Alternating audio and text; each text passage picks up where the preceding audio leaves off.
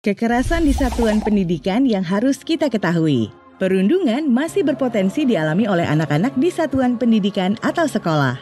Perundungan sama dengan menyakiti sesama, mengejek, mengucilkan, menyebarkan aib, merendahkan orang lain secara terus-menerus juga termasuk kekerasan. Karena menyakiti sesama tidak hanya tentang kekerasan fisik saja. Ada banyak dampak buruk perundungan. Salah satunya adalah membuat luka psikologis yang berkepanjangan. Tidak ada anak yang boleh mengalami perundungan karena setiap anak berharga dan setara. Ada 3 karakteristik perundungan yang harus kita ketahui. Pertama, dilakukan dengan tujuan merendahkan. Kedua, dilakukan oleh orang yang merasa lebih berkuasa. Ketiga, dilakukan secara berulang-ulang. Kita juga harus waspada pada beberapa kesalahpahaman tentang perundungan yang harus dihindari. Selain perundungan, kekerasan lain yang masih sering terjadi di lingkungan satuan pendidikan adalah kekerasan seksual.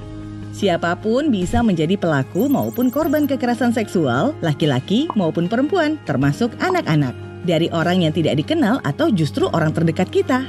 Kekerasan seksual mesti kita berantas dari lingkungan pendidikan, karena semua orang berhak untuk bisa belajar dengan aman dan nyaman, merdeka dari ancaman kekerasan.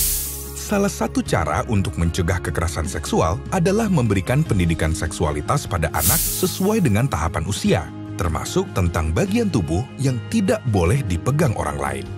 Kita harus memberantas perundungan dan kekerasan seksual dari lingkungan pendidikan demi memenuhi hak anak-anak kita untuk memperoleh pendidikan yang berkualitas.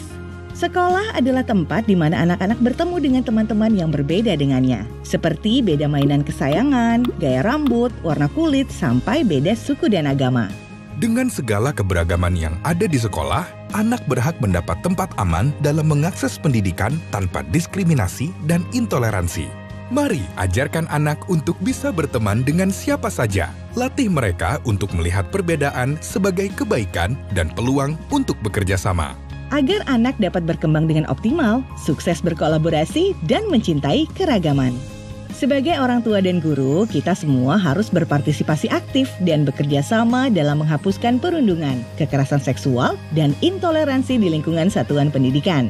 Ayah bunda bersama guru perlu mengajarkan anak dalam mengenali dan mencegah 3 kekerasan, agar anak tidak menjadi pelaku maupun korban.